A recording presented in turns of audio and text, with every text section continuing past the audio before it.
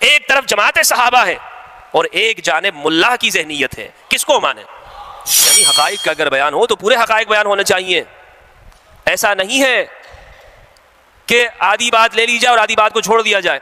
جناب اسلامی تاریخ کے آغاز کرنے والے، اسلامی تاریخ کا آغاز ہو گیا، ہجرت کا آغاز ہو گیا، مسلمانوں کو تاریخ دینے والے، ارے بھائی دی کس نے ہے تاریخ؟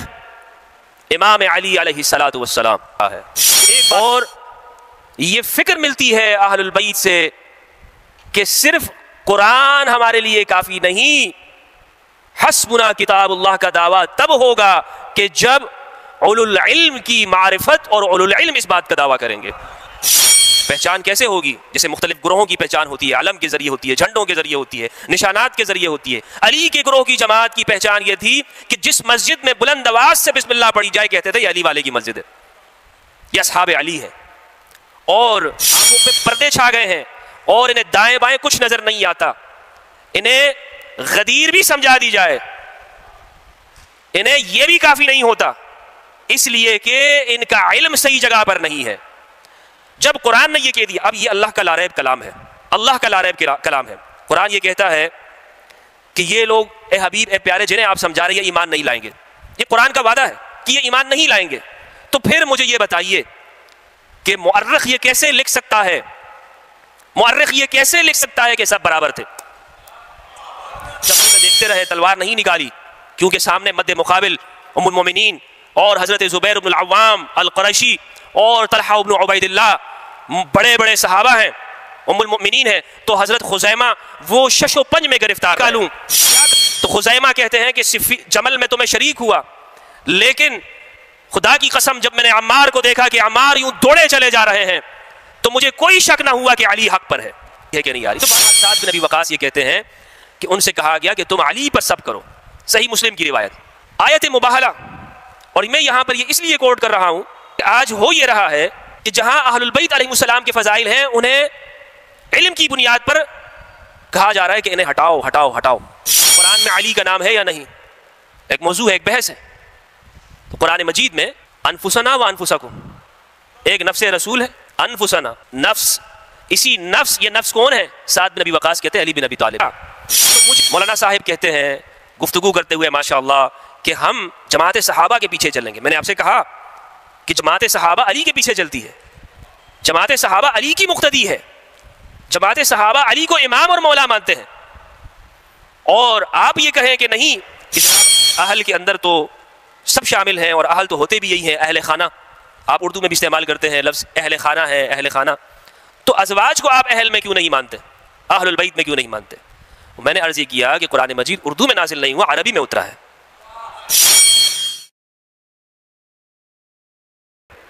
کل کی گفتگو میں ہم نے جہاں اس بات کو سمجھا کہ ایک سیرت وہ ہے کہ جو قرآن نے بیان کی، اور ایک سیرت وہ ہے مصطفیٰ کی کہ جو کتابوں میں اور فقیہوں نے اس کو لکھا ہے. ومن اصدق من اللہ قیلا، اللہ سے سچا کون ہے؟ اللہ سے بڑا سچا. قرآن کی تابعداری، قرآن کی فرما برداری، قرآن میں تدبر، اس کا شعور حاصل کرنا، اس کی آیات اور مفاہیم کو سمجھنا، یہی پیغام ہے کہ ہم اس ماہ میں ان ایام میں قرآن کے ساتھ جڑ جائیں اور اہل البیت کے ساتھ جڑ جائیں. 1447 ہجری یہ ہجرت جو ہے، درمیان میں اس پر بھی گفتگو ہوئی تھی کہ قرآن نے اس کے کیا اصول و ضوابط بیان کیے ہیں. ہجرت آپ کے علم میں ہے ماشاءاللہ کہ یہ ہجری سال کا جو آغاز ہوا ہے اس کی ایک تاریخ ہے. رسول اللہ صلی اللہ علیہ وآلہ وسلم نے اللہم صلی علی محمد وآل محمد، پروردگار آپ کی زبانوں کو معطر رکھے، شاد و آباد رکھے. اس کی ایک تاریخ ہے. رسول کی عمر مبارک جب 53 سال ہوئی تو آپ نے ہجرت کی. آپ کے وصال کے وقت آپ کی عمر مبارک 63 سال تھی. اسلامی تاریخ میں ہجری سن کا جو آغاز ہوا ہے وہ خلیفہ دوم کے زمانے میں ہوا ہے، اور یہ اسلام کا ایک اہم مقام ہے کہ ہجرت کو یاد رکھا جائے اور ہجرت کو بیان کیا جائے. میٹنگ ہوئی، مشورہ ہوا، ایک خط ان کے سامنے آیا تھا، ایک واقعہ، اس میں ڈیٹ نہیں لکھی ہوئی تھی. ہجری سن کا آغاز کیسے ہوا ہے؟ شبلی نعمانی نے الفاروق لکھی ہے، قاضی سلیمان منصور پوری نے سیرت رحمت للعالمین لکھی ہے. اپنے موضوع پر شاندار کتابیں ہیں. چیپٹر ہے کہ سن ہجری کا آغاز کیسے ہوا. وہ لکھتے ہیں کہ سمجھ نہیں آ رہی تھی کہ آغاز کہاں سے کیا جائے، ولادت مصطفیٰ سے مسلمانوں کی سال اور تاریخ کو لکھا جائے، واقعہ عام الفیل سے اس کا آغاز کیا جائے کہ جو رسول اللہ کی ولادت سے 50 دن قبل واقع ہوا تھا، کہاں سے مسلمانوں کی تاریخ کو لکھا جائے۔ تو مشورے کے لیے بلایا گیا، ہر ایک نے اپنی رائے دی، تو رائے ریجیکٹ ہوتی رہی۔ ایسے موقع پر مشکل کشا امیر المؤمنین علی بن ابی طالب، اللہ اکبر، امام علی نے فرمایا کہ سب سے بہتر یہ ہے کہ ہجرت مدینہ سے آغاز کیا جائے مسلمانوں کی تاریخ کا۔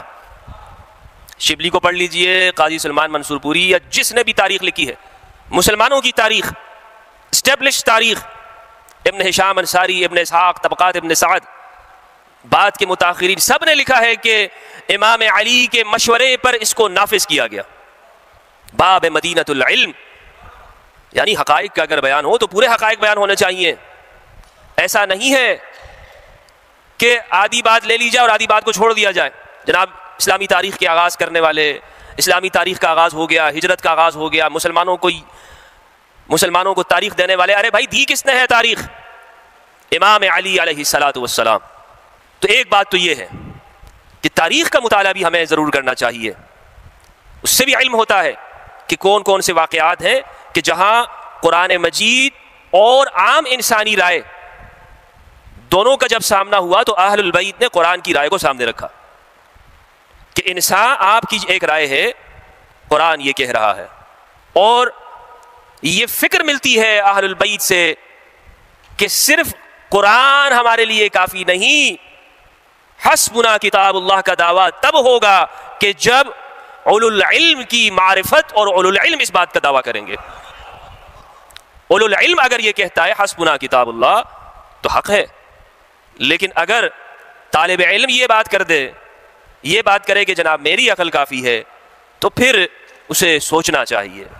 تو برادران محترم، جہاں ہمارا موضوع ہے تعظیم خداوندی کا، وہیں پر آج میں یہ چاہتا ہوں کہ یہ بات بھی میں اپنے احباب کے سامنے اسے واضح کر کے رکھوں کہ یہ تعظیم خداوندی کے حاملان جو افراد ہیں، قرآن کہیں پر انہیں عبد صالح کہتا ہے، کہیں پر انہیں مؤمنین کاملین کہتا ہے، کہیں انہیں السابقون الاولون کا ٹائٹل دیا، اور کہیں ان کے لیے یہ بیان کیا کہ یہ اولو العلم ہیں، یہ حق کی گواہی دینے والے ہیں۔ کنتم خیر امت اخرجت للناس تأمرون بالمعروف وتنہون عن المنکر، تم بہترین امت ہو کیونکہ تمہیں لوگوں کے لیے نکالا گیا۔ اب قرآن کی ایک یہ آیت ہے، تم بہترین امت ہو، اس میں مجھ جیسے گنہگار بھی ہیں، آپ جیسے نیکوکار اور صالح پاکیزہ افراد بھی، لیکن کیا میں یہ دعویٰ کر سکتا ہوں کہ میں اس امت میں سب سے بہترین ہوں؟ تو قرآن کے جہاں احکامات ہیں، جہاں آیات ہیں، فرد کے اعتبار سے اس کا اطلاق الگ ہے اور اجتماعی اعتبار سے اس کا اطلاق الگ ہے۔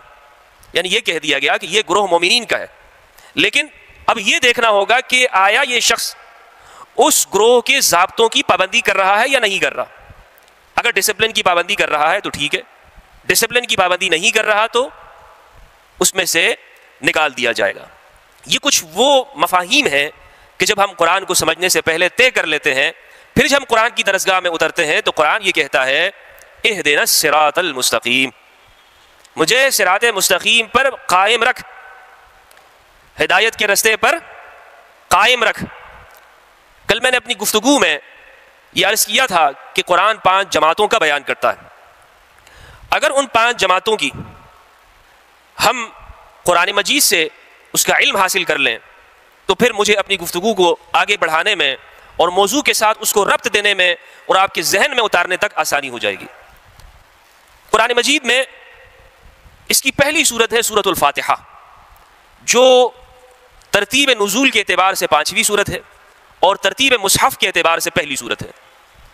یعنی ترتیب نزول میں قرآن کی پہلی سورت، بعض علماء نے کہا کہ سورہ اقرا ہے، اس کی 5 آیات ہیں، بعض نے یہ کہا کہ سورۃ المدثر ہے، بعض یہ بیان کرتے ہیں کہ مزمل ہے علی وجہ الاختلاف. قرآن مجید کی یہ جو سورہ فاتحہ ہے یہ مکہ میں بھی نازل ہوئی ہے اور مدینہ میں بھی اتری ہے.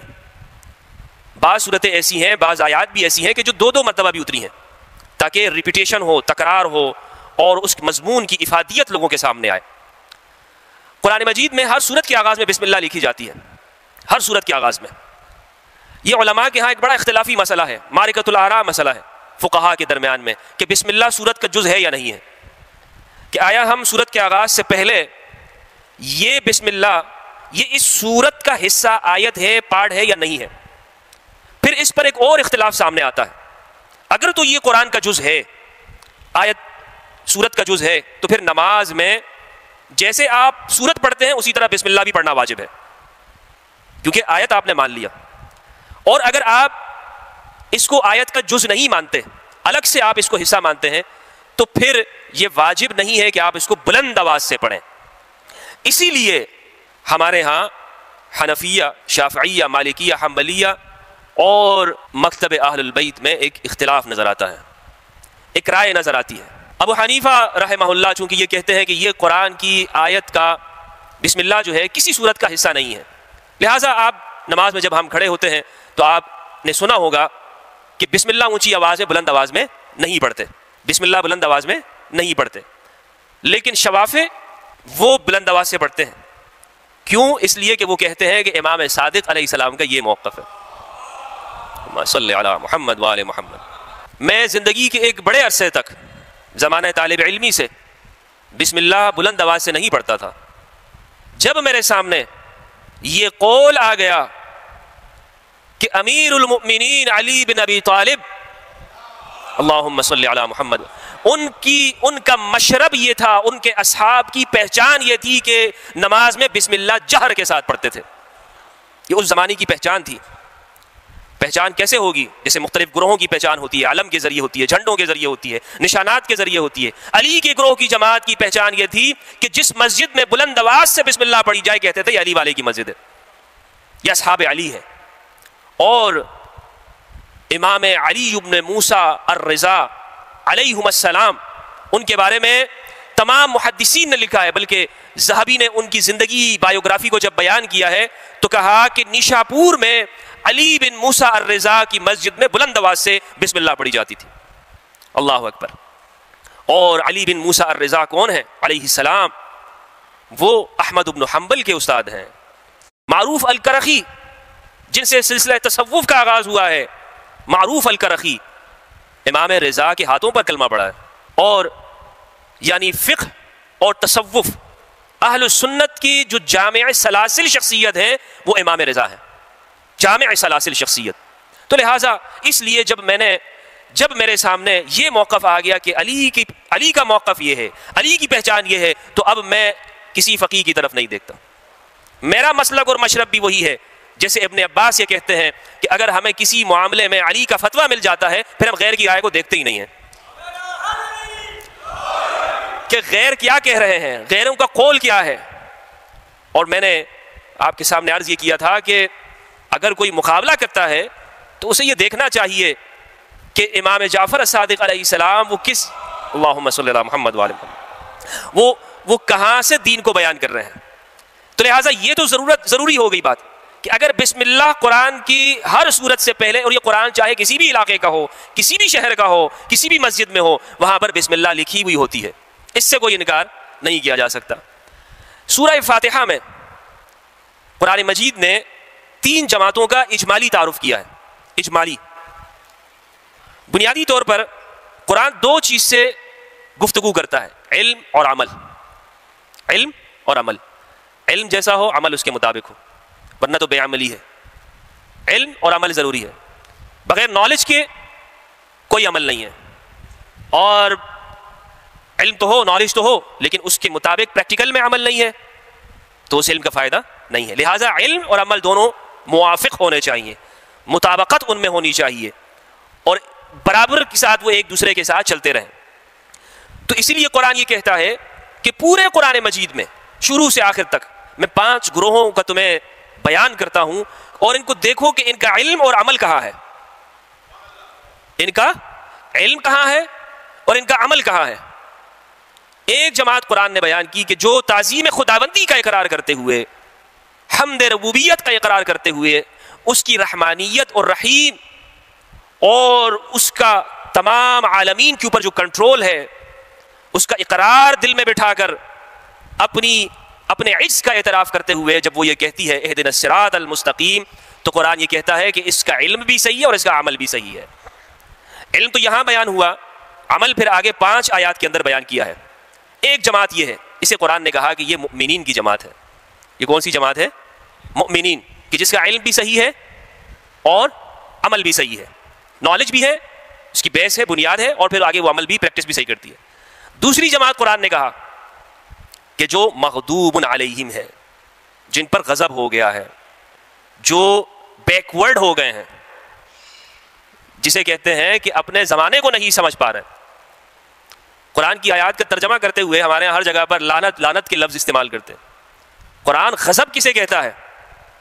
غضب جس جماعت پر ہو اس جماعت کی عقل ختم ہو جاتی ہے، اس معاشرے کا علم ناپید ہو جاتا ہے، وہ اپنی رفتار کھو دیتی ہے، وہ پیچھے چلی جاتی ہے۔ مغضوب علیہم، یہ وہ ہے کہ جن کے پاس ان کے پاس عمل نہیں ہے لیکن علم ہے، عمل نہیں ہے، علم ہے ان کے پاس۔ ضالین تیسری جماعت ہے جو راہ سے بھٹک گئی، عمل بہت زیادہ ہے اور علم کچھ نہیں ہے، اپنی طرف سے عمل کیے جا رہے ہیں، جو خود سمجھ میں آ گیا عمل کیے جا رہے ہیں۔ جناب محرم ایسے ہے، یہ دن ہے، فلاں ہے، اچھا جناب چلیں یہ ایک عمل ہے، اور اگر فتویٰ بھی ہوتا ہے تو اپنی طرف سے ہوتا ہے، اس کی بنیاد علم کے اوپر نہیں ہے، صحیح شعور کے اوپر نہیں ہے، قرآن کی بنیاد پر نہیں ہے، خود سے ہی ایک وہ جماعت جس کا علم اور عمل برابر، ایک وہ جماعت کہ جس کے پاس علم نہیں عمل ہے، اور ایک وہ جماعت جس کے پاس علم نہیں اور عمل کیے جا رہے ہیں، ایک وہ جماعت ہے کہ جس کے پاس نہ علم صحیح ہے نہ عمل صحیح ہے، نہ علم ہے نہ عمل ہے۔ اللہم صلی علی محمد وآل محمد۔ نہ علم ہے نہ عمل ہے، قرآن نے کہا یہ مشرکین کی جماعت ہے، اپنے متس ہیں ان کے پاس، اپنی سوچ ہے، خیالات ہیں، کچھ بنا لیے انہوں نے، نہ علم ہے یعنی کوئی کسی سائنٹیفک اور ریشنل بنیادوں کے اوپر ان کے پاس کوئی اس کی جو سبب اور مسبب کے اوپر کوئی علم ہو، ایسا کچھ نہیں ان کے پاس، محض ان کے اپنے خیالات ہیں۔ اور قرآن نے ہر ایک کی تفصیل بیان کی، حکم بیان کیا۔ میں آہستہ آہستہ انشاءاللہ جس فکر کی جانب میں اپنے دوستوں کو لے کے جانا چاہتا ہوں، آپ دیکھیں گے کہ قرآن کا ربط آپ کو انشاءاللہ آج کی اس گفتگو سے واضح ہوگا۔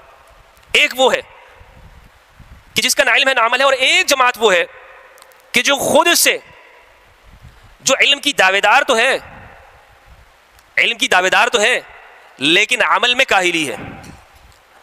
علم کی دعوے دار تو ہے کہ ہم وابستہ ہیں علماء سے، ہماری وابستگی ہے ان مصدر اور ماخذ سے جہاں سے علم ملتا ہے، غور و ہوش کے ساتھ سنتے ہیں باتوں کو، کان لگا کے سنتے ہیں باتوں کو، لیکن جب عمل کی باری آتی ہے تو پھر کہتے ہیں کہ بھائی ہم اپنی مرضی پہ عمل کریں گے، ہمیں مصطفیٰ کی کیا ضرورت ہے، ہم جیسے چاہیں گے ہم عمل کریں گے، ہم بتائیں گے کہ عمل کیا ہے۔ یہ 5 جماعتیں قرآن میں بیان ہوئی، مؤمنین کی جماعت، مشرکین کی جماعت، منافقین کی، اور مغضوب علیہم اور ضالین کی، یہ 5 افراد ہو گئے۔ میں یہاں پر سورہ فاتحہ تو ہم سب پڑھتے ہیں، اور وہ اقرار جو ہم 5 وقت کی نمازوں میں اللہ کے سامنے کرتے ہیں ہمیں معلوم ہے۔ یہاں پر بیان ہوا کہ ان کا ایک اور نام قرآن نے دیا ہے مؤمنین کو، انعام یافتہ، یہ ہے ان کو ایوارڈز ملے ہوئے ہیں، یعنی انعام یافتہ ہیں۔ اور یہ انعام یافتہ کون لوگ ہیں؟ سورہ نساء کے اندر فرمایا کہ یہ وہ لوگ ہیں کہ جنہوں نے اللہ اور اس کے رسول کی اطاعت کی ہے، یہ نبی ہیں، صدیقین ہیں، شہداء ہیں اور صالحین ہیں، یہ وہ افراد ہیں کہ جو انعام یافتہ جماعت ہے جن پر اللہ کا انعام ہو چکا ہے۔ اور پھر سورہ بقرہ کے آغاز کے اندر پریکٹیکل طور پر ان کے بارے میں بتایا کہ یہ وہ لوگ ہیں جو قرآن پر یقین رکھتے ہیں، جو متقین ہیں، تقوی اختیار کرتے ہیں۔ اب تقوی کی بھی ہمارے ہاں معاشرے میں آپ دیکھ لیں تعریف، متقی آدمی کون ہوتا ہے؟ یعنی قرآن کی اس اصطلاح کا ہم نے ایسا استعمال کیا ہے کہ جو غبی سے غبی آدمی ہم کہتے ہیں یہ متقی ہے.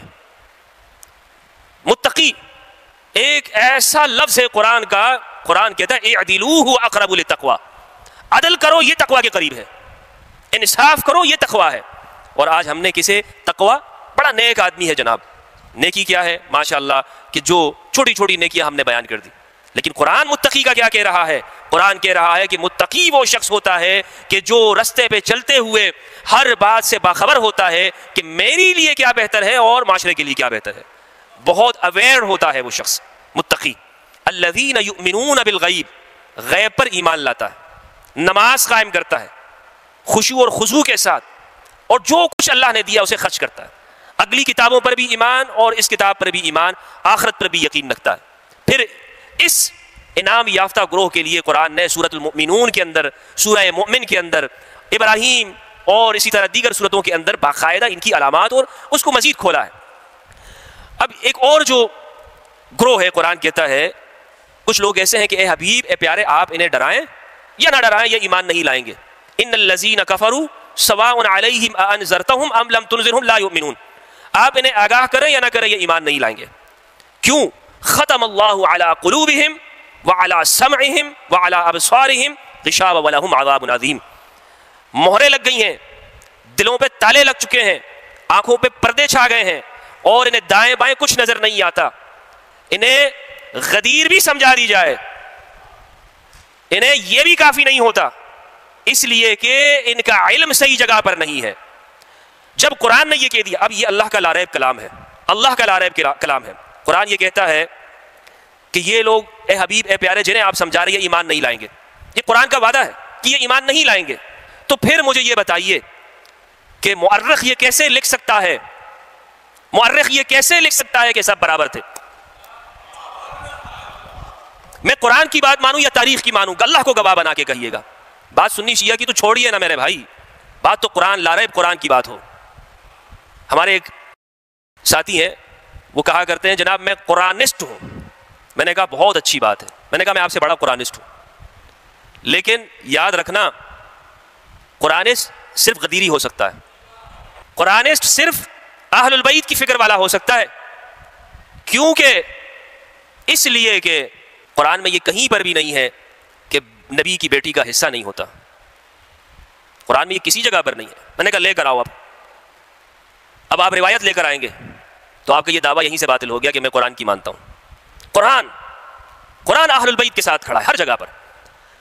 یہ ایک جماعت یہ ہے کہ جن کا علم بھی نہیں ہے اور عمل بھی نہیں ہے. اگلی جماعت اس کے بعد آیات شروع ہو گئی، وَمِنَ النَّاسِ مَن يَقُولُ آمَنَّا بِاللَّهِ وَبِالْيَوْمِ الْآخِرِ وَمَا هُمْ بِمُؤْمِنِينَ. دعویٰ ہے ایمان کا، علم کا دعویٰ ہے، لیکن قرآن کیا کہتا ہے؟ مومن نہیں ہے. یہ دعویٰ ہے یہاں پر علم کا. کیوں؟ اس لیے کہ آگے پھر ان کے بارے میں بتایا کہ یہ وہ لوگ ہیں کہ جو دعویٰ کرتے ہیں اصلاح کا، لیکن ساری تخریب کاری ان کی فکر کے اندر ہے. تخریب کاری اور اصلاح کا نعرہ، اصلاح کا دعویٰ، لیکن شعور کے بغیر اصلاح کا نعرہ. پھر سورہ آل عمران کے اندر، سورہ بقرہ میں یہاں پر آیت نمبر 40 سے جماعت بنی اسرائیل کا ذکر ہوا، جو کہ وہ لوگ ہیں کہ جن کے پاس علم تھا عمل نہیں تھا. ان کے بارے میں بتایا علم ہے، کتاب ہے، ہم نے ان کو کتاب عطا کی ہے پچھلی کتابوں کے اندر، بلکہ اتنا علم ہے یعرفونہ کما یعرفون ابناءہم. اے پیارے، یہ آپ کو ایسا جانتے ہیں جیسے اپنے بچوں کو جانتے ہیں. اتنا علم ہے ان کے پاس، اتنی نشانیاں ہیں ان کے پاس. الواح، صحف ابراہیم ہے ان کے پاس. یہ اہل کتاب ہیں، حاملین کتاب ہیں. علم ہے، علم سے بھرے ہوئے ہیں. یہ ایسا نہیں ہے کہ ان کے پاس علم نہیں ہے، لیکن اس علم کے مطابق عمل نہیں ہے. اور ایک گروہ وہ ہے جو سورہ آل عمران مکمل ان کے بارے میں گفتگو کرتی ہے کہ ان کا علم صحیح نہیں ہے لیکن عمل بہت اچھا ہے، عمل بہت پیارا ہے. ان کی آپ تاریخ پڑھیں اور آپ کو معلوم ہوگا کہ ان کی تاریخ میں ہمیں یہ بات نظر آتی ہے کہ اپنے آپ کو تیاگ دینا جسے کہتے ہیں، اور مکمل تجرد کی زندگی اختیار کرنا، کہ شادی نہ کرنا، اور یہ کہنا کہ میں زندگی بھر روزے رکھوں گا، بھوکا پیاسا رہوں گا. عمل بہت کیے جا رہے ہیں لیکن اس کی کوئی بنیاد علم اور نالج کے اوپر نہیں ہے. یہ 5 چیزیں اگر سمجھ میں ہمیں آ جاتی ہے تو پورے قرآن میں یہی ہے. اب جو صاحبان علم ہیں، اور وہ لوگ جنہیں درسگاہ نبوی سے معرفت اور علوم حاصل ہوئے ہیں، اور انہوں نے اپنے قلوب اور اذہان کو نبوی اور مصطفی بارگاہ سے سیراب کیا ہے، وہ جماعت مؤمنین جن کا علم بھی درست ہے اور عمل بھی درست ہے، کہ وہ مصطفیٰ کے چہرے کو دیکھتے ہیں کہ حبیب کے ابرو کا اشارہ کیا کر رہا ہے، مصطفیٰ کے اشارے کیا کہہ رہے ہیں، کس جانب لے کر جانا چاہتے ہیں، پھر وہ کبھی مصطفیٰ کے فیصلوں سے، مصطفیٰ کے اوامر سے، آپ کے نواہی سے منہ نہیں پھیرتے، وہ اسی ڈائریکشن پہ چلتے رہتے ہیں جہاں مصطفیٰ ان کو لے کے جانا چاہتے ہیں۔ بدر میں اللہم صلی علی محمد وآل محمد وبارک وسلم وصلی علیہ، بدر میں کہ جب یہ فیصلہ ہو گیا کہ ہم نے اس جگہ کو اپنا مرکز بنانا ہے، ہم نے یہاں سے اس جگہ پہ رہنا ہے، تو رسالت مآب نے مشورہ کیا، اصحاب باوفا سے مشورہ کیا، مؤمنین سے، تو جوانوں نے کچھ مشورہ دیا، بزرگوں نے کچھ مشورہ دیا۔ مقداد ابن الاسود انہوں نے کہا یا رسول اللہ، آپ نے ہمیں موسیٰ کے اصحاب سمجھا ہے کہ ہم آپ سے گئے اذهب انت وربک فقاتلا، جائیے آپ اور آپ کا رب وہ جا کے لڑے، ہم جو یہاں گھر میں انہا ہنا قائدون، ہم یہاں بیٹھے ہوں گے۔ اے مصطفیٰ، اے حبیب، میں مقداد یہ کہتا ہوں کہ اگر آپ مجھے یہ کہتے ہیں کہ میں گھوڑے دوڑا دوں اور انہیں دریاؤں میں ڈال دوں، آپ ہمیں آگ میں چھلانگ لگانے کا حکم دے دیں، ہم کبھی بھی پیچھے پلٹ کر نہیں دیکھیں گے، پیچھے پلٹ کر ہی نہیں دیکھیں گے۔ مصطفیٰ ہماری جان مال سب کچھ، ان اللہ اشترى من المؤمنین انفسهم واموالهم بان لهم الجنہ، یا وسعت افلاک میں تکبیر مسلسل، یا خاک کی آغوش میں تسبیح و مناجات، یہ ہے مؤمنین کی انعام یافتہ منعم علیہم جماعت قرآن کی۔ قرآن یہ جماعت پیدا کرنا چاہتا ہے، ایسے افراد اور ایسے لوگوں کو پیدا کرنا چاہتا ہے کہ جو کمیٹڈ ہوں مصطفیٰ کے ساتھ، اس کے دین کے ساتھ اور نظریے کے ساتھ۔ اسی لیے فرمایا تو، اور یہی بدر کے جو اصحاب ہے، بدر کے اصحاب، اللہ اکبر، رضوان اللہ علیہم، امام علی، اس پر تحقیقات ہو چکی ہیں، مقالے لکھے جا چکے ہیں، اصحاب علی فی البدریین، کہ بدر میں سے علی کے صحابہ، بدر میں علی کے صحابہ، بدر والوں کا، مدینہ والوں کا سن 63 ہجری میں جنوسائیڈ کیوں ہوا؟ جنوسائیڈ کیا گیا ان کا باقاعدہ، اہل مدینہ کا، اور ان میں سے خاص طور پر وہ لوگ کہ جو بدری صحابہ تھے، اس لیے کہ 100 بدری صحابہ، 700 بیعت رضوان کے صحابہ اور 1000 انصار مدینہ علی کے ساتھ صفین میں پیچھے تھے، علی کے ساتھ صفین میں تھے۔ اور یہ ابن عبد البر اندلسی اور ہمارے ہاں محققین نے اس کو لکھا ہے، ابو ایوب انصاری رضی اللہ عنہ، خزیمہ بن ثابت، عمار بن یاسر، سہل بن حنیف، عثمان بن حنیف، خالد بن زید بن کلیب، جلیل القدر صحابہ، خباب بن الارث، اللہ اکبر، خباب کیا صحابی ہیں، خباب کہ ایک مرتبہ ان کے کندھے کو جب وہ اپنے سبقت اسلام کی وجہ سے جو ان پر جو مظالم کیے گئے، ایک مرتبہ وہ اس کا ذکر کر رہے تھے تو کہا کہ ذرا اپنا وہ پیٹھ تو دکھاؤ کہ جو تپتی ہوئی ریت پر تمہیں لٹایا جاتا تھا۔ تو خباب نے جب کمر سے ہٹایا، اوپر کیا کپڑے کو، تو ریڑھ کی ہڈی کے اندر تک انگاروں کے وہ نشانات موجود تھے۔ خباب صفین میں شہید ہوئے ہیں، خباب بن الارث۔ اور جلیل القدر صحابہ، خزیمہ بن ثابت، خزیمہ وہ صحابی ہے جلیل القدر جن کی ایک کی گواہی کو رسول اللہ نے 2 کی گواہی کے برابر قرار دیا۔ صحابی ایک ہے لیکن شخصیت رسول نے ان کو ڈبل کر دیا۔ اسلام میں قاعدہ یہ ہے کہ ایک معاملے میں 2 بندوں کی گواہی ہونی چاہیے، لیکن حضور نے فرمایا من شہد لہ خزیمہ فحسبہ، جس کے لیے خزیمہ گواہی دے دے، ایک کی گواہی 2 کے برابر ہوگی۔ جمل میں دیکھتے رہے، تلوار نہیں نکالی، کیونکہ سامنے مد مقابل ام المومنین اور حضرت زبیر بن العوام القرشی اور طلحہ بن عبید اللہ، بڑے بڑے صحابہ ہیں، ام المؤمنین ہیں، تو حضرت خزیمہ وہ شش و پنج میں گرفتار رہے، کیا کروں، میں تلوار نکالوں یا نہ نکالوں؟ تو خزیمہ کہتے ہیں کہ جمل میں تو میں شریک ہوا، لیکن خدا کی قسم جب میں نے عمار کو دیکھا کہ عمار یوں دوڑے چلے جا رہے ہیں تو مجھے کوئی شک نہ ہوا کہ علی حق پر ہے۔ اللہم صلی علی محمد وآل محمد۔ عمار کی شہادت کے بعد تلوار نکالی اور وہ خزیمہ بن ثابت بھی صفین میں شہید ہوئے۔ اسی لیے بدر کے صحابہ کی زندگی کا مطالعہ، ان افراد کی زندگی کا مطالعہ کہ جو علی بن ابی طالب علیہ السلام کی ساتھ انہوں نے زندگی گزاری اور رائے حق کے اندر شہید ہوئے۔ تو ضرورت اس عمل کی ہے دوستو کہ قرآن اور تاریخ کو ہم ایک ساتھ لے کر چلیں۔ میں نے عرض یہ کیا کہ دلائل جب سامنے آ جاتے ہیں تو پھر جو حق کا متلاشی ہوتا ہے پھر وہاں پر اپنے سر کو جھکا لیتا ہے، وہ پھر یہ نہیں کہتا کہ جناب میری قوم تو یہ کہتی ہے، میرے افراد تو یہ کہتے ہیں، میری جماعت تو یہ کہتی ہے، میرے دوست احباب اور حلقہ احباب یہ کہتا ہے. نہیں، وہ پھر اپنے حق کو دیکھتے ہوئے وہاں پر اپنے سر کو تسلیم خم کر لیتا ہے. قرآن ایسے لوگوں کی تعریف بیان کرتا ہے، اور قرآن ایسے لوگوں کو جہاں منعم علیہ کہتا ہے وہاں صرف اور صرف نشانیاں کافی نہیں ہیں کہ دلائل ہوں، براہین ہوں، بلکہ یہاں قلب کے اندر تطہیر بھی ہونا چاہیے، خدا کا خوف بھی، خدا کا تزکیہ بھی، کہ اس کی معرفت درست طور پر ہوئی ہے کہ نہیں ہوئی ہے. سعد بن ابی وقاص، عشرہ مبشرہ میں ہمارے ہاں ایک ترتیب ہے، عشرۃ المبشرہ بالجنہ، وہ 10 خوش نصیب کہ جنہیں ایک ہی مجلس میں رسول اللہ نے جنت کی بشارت دی. سعد بن ابی وقاص، انہوں نے یہ صفین تک حیات رہے، متاخر زمانے تک یہ رہے ہیں. صحیح مسلم میں ان سے ایک روایت ہے 6220، روایت طویل ہے، اس روایت کا مطالعہ کیجئے گا. وہ یہ کہتے ہیں کہ انہیں حکم دیا گیا کہ تم علی پر صبر کرو. سعد بن ابی وقاص، یہ جہاں عشرہ مبشرہ ہے، عشرہ مبشرہ پر بھی مجھے جہاں تک تحقیق یہ کہتی ہے کہ اس میں انصاری صحابہ موجود نہیں ہیں. صرف اور صرف سارے آپ لسٹ دیکھیں گے تو اس میں سب قریش کے ہیں، سب قریش کے ہیں. 10 افراد کے اندر ایک بھی انصار مدینہ نہیں ہے. تو اس لیے اگر سندن ایک چیز صحیح ہو تو ضروری نہیں ہے کہ وہ واقعتاً بھی چیز صحیح ہوتی ہے. درایتاً بھی روایات کو دیکھا جاتا ہے کہ یہ درایت عقل کے اوپر پوری آ رہی ہے کہ نہیں آ رہی. تو بہرحال سعد بن ابی وقاص یہ کہتے ہیں کہ ان سے کہا گیا کہ تم علی پر صبر کرو. صحیح مسلم کی روایت، آیت مباہلہ.